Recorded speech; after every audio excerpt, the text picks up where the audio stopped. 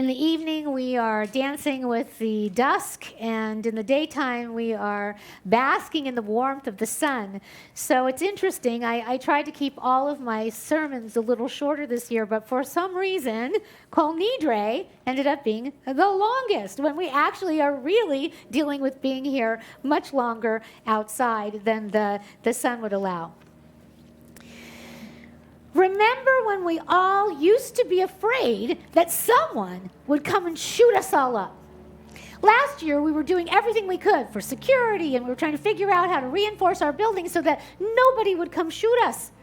Now, look, we have our doors open. We worship outside, no less in our parking lot or online in a safe place because of an unseen enemy that threatens to infiltrate us all into non-existence.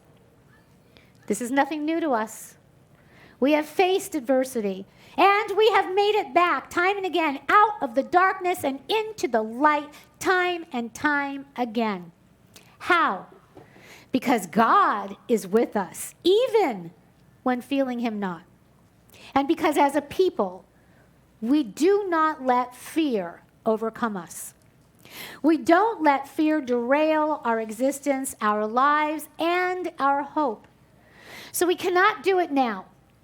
It would appear that our lives are in shambles, our routine, our normalcy, all that we've come to know and love about life and living is gone. But is it? Dominated and sublimated by Pharaoh, leaders from Rome, Spain, Hitler, the Nazis, and whoever decides that we are just bugs that they can crush, that we are demons or less than human. They don't get to win because we are survivors. We have hope. The Israeli national anthem is what? Hatikva, the hope. Hope is as built into our DNA as the seeds of survival, which sprout to blossom and carry us through whatever current adversity or enemy threatens to destroy us. We need to call upon that hope, that sense of urgency to survive. We cannot succumb to fear. We cannot succumb to doubt. Yes, we need to be proactive, as the saying goes. God takes care of those who help themselves. We are now on the eve of our highest holy day, and now as the sun has set, we are on that day of atonement. Tonight and tomorrow we must burrow deep within, go into the darkness that pervades our soul, and get out of our minds to eradicate anything that threatens to hold us hostage and keep us from the truth of who we are, what we have done, who we have hurt, what we can accomplish, and uncover whatever is blocking us from the light. The light of significant being, the light of the divine within us, the light that is meant to guide us, to lead us to that place of hope that is our birthright. And it is no accident that on this night of Kol Nidrei, where my sermon is devoted completely to the light, we have been grappling with light. The light is within us, and we must kindle that. If we are meant to be a light unto the nations, then we need to lead with hope in our hearts, our minds, and our soul. When negativity surrounds us and anxiety pervades, we need to remind ourselves that to be leaders of light, we need to stay as close to it as possible. We need to generate it. We need to embody it. That is what we're doing here. This evening, during all of the days of awe, generating light and becoming one with its energizing and renewing power. In order to make restitution and be redeemed, we must make this connection. Gershom Scholem, in his work, Major Trends in Jewish Mysticism, states, certain parts of the process of restitution are allotted to man and woman. I will throw that in. Not all the lights which are held in captivity by the powers of darkness are set free by their own efforts. It is man or woman who adds the final touch to the divine countenance. It is he or she who completes the enthronement of God, the King, our sovereign, and the mystical creator of all things, in his own kingdom of heaven. It is he who perfects the maker of all things. In certain spheres of being, divine and human existence are intertwined. The intrinsic, extramundane process of tikkun, symbolically described as the birth of God's personality, corresponds to the process of mundane history. The historical process and its innermost soul, the religious act of the Jew, prepare the way for the final restitution and all scattered and exiled lights and sparks. It is our job. We must access all the light that is available during these days of awe and apply it to elevate ourselves and our world. And as I see, there's so many of you, we've gotten used to wearing white. We wear the white to attract the light. We cannot succumb to darkness or fear. It will be our undoing. When those around you are filled with fear and succumbing to the chaos, be that light. Access it, harness it, share it, illuminate it. And the conversation, the mindset, the perception will shift, not just for us, but for all humanity. It has to start somewhere. Let it be with us. Let us be the enlightened ones able to lead with hope. We can do it. We know how. We've done it. Let our prayers on this Kol Nidrei night, when we remember the vows of our ancestors, not willing to give in to the darkness, and honor their determination to survive at all costs so we could be here. Enable us to not just survive, but to keep faith alive, the spirit of Judaism, God, and our people, so we can all be beacons of light and messengers of hope. Hope. H-O-P-E. H. Handling everything that comes our way with hope. O. Accessing the or, the light of righteousness and tzaddikim. P, crying out to God, panim al panim, face to face, revealing our souls and actions to receive redemption for ourselves and the world. Panim al panim. And E, having emunah, faith that will not falter. Faith in ourselves, faith in each other, faith in our community, faith in Temple Emet, faith in our people, and faith in God. Avinu Malkeinu. There is so much that we are not in control of. Let us take control of what we can. Our minds, our hearts, our souls, and direct them toward the light. Let us bask in it and radiate it out to heal ourselves, our community, and our world. Let this be our mission. Let this be our gift. Let us access and own it because it is our nature, our divinity, our reason for being. We need to stand up for ourselves, fight for what we think is right, even if it is not popular or accepted. We see this in our streets. We see this in the media. It takes many forms.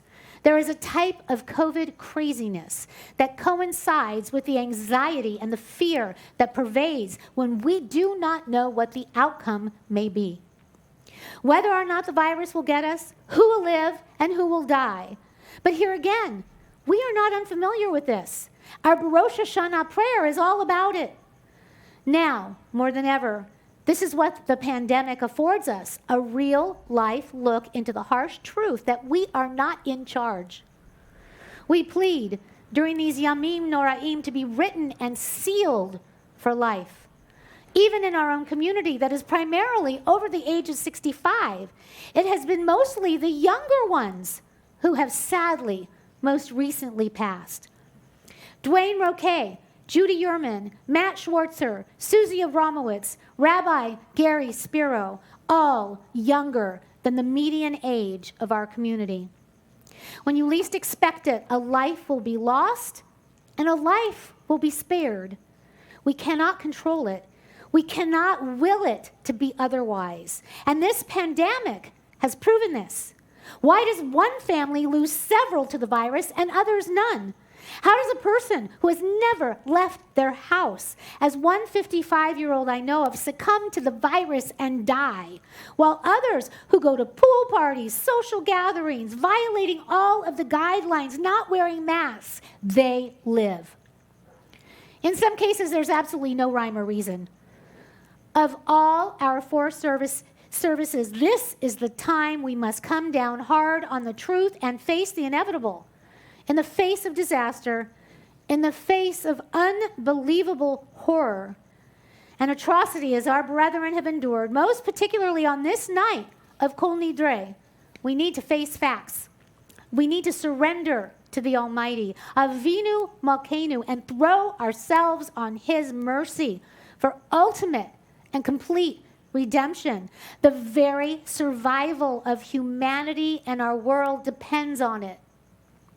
We pray not just for ourselves, but for all mankind around the globe, our brothers, our sisters, our cousins, our friends, and on it goes. Because the playing field has been leveled by this virus.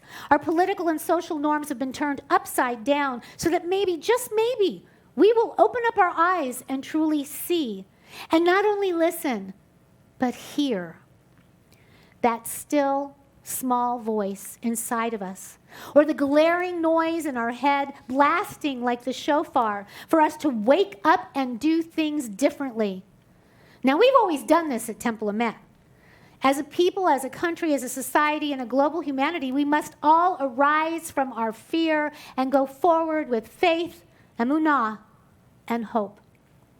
In all aspects of our being, we must reach for that light, and we must shine it into all the dark spaces of ourselves that struggle to be positive, that harbors negativity and resentment, fan the fires of fear and feed hate. We need to replace that angst with love, light, and hope. Only then will we be able to heal ourselves, humanity, and our world. God gave us everything that we need, free will to choose. We can choose to hate, choose to destroy, or choose to have faith, fortitude, hope, to fight another day, embrace the light and shine. We must not let our mistakes define us. They are golden opportunities in the path of life. The negative forces would like us to be held back and paralyzed. Kabbalistically, they are put there to help us grow. So let us remember, moments of weakness, fear, or doubt do not define us, because we have free will to overcome or lay waste and be victimized, carrying that saber as a recipe for disaster and dismay. We must take control over that which we can. Look at our individual and collective chaos and crisis, recognizing and neutralizing it for ultimate redemption, revelation, and renewal. We must control our personal chaos, ego, vanity, rage, health, physical, mental, spiritual, and emotional. We must protect our well-being, emotional, physical, spiritual, and financial. And then we must look to our world, look to see what we can do to do our part for the environment, global warming, watching out for political problems and issues in government, war, hunger, trying to put an end to it in our own way, working to balance crisis of all kinds. Crises of faith, humanity, homelessness, working to be better at treating others as ourselves, asking for and granting forgiveness. Tackling crisis by undoing all that we've known, destroying or rebuilding, setting the stage for a new decade and a reset of our collective future. We must do this personally and for our global humanity to survive and thrive, figuring it all out and repairing that which is broken, misguided, and then redirecting the energy, redirecting the light. This is our greatest task during these days of awe and beyond. We must control our chaos, harness it, make it work for rather than against us. And as discussed on Rosh Hashanah, and we will again on Simchat Torah, in the beginning, all was tohu vavohu. God took the chaos and turned it into something wonderful, the world. Now, this world as we know it, God saw it and said that this one was very good. It is up to us to maintain it and to keep it that way. The energy is always there for us to draw upon, just as God did for creation. So let's ask ourselves, what is it that we want to create? In the words of the coach for the Seattle Seahawks, and I'm not saying I love that team, I'm just quoting him, or I don't love it, whatever. We must create a culture of winning. We must be consistent, win or lose. We must keep that mindset and culture. On this, the eve of our holiest and highest day of the year, may all of our prayers make us worthy of blessing, those we've done until now and those we have still yet to come. May we merit life in abundance so that we may share it with all. And may we have the courage to face each day and the year ahead with the light of truth Emet on our side. Ensconced in the knowledge that, yes, God is with us. We are not alone. We will survive this as we have other adversities in the past, with hope in our hearts and the light of God guiding us every step of the way. Ken Yehi Ratzon, may we be sealed for goodness. And if you fast, remember, for health, if you can't, that's okay. But if you fast, may it deem us all worthy. Gemar Chatima Tova.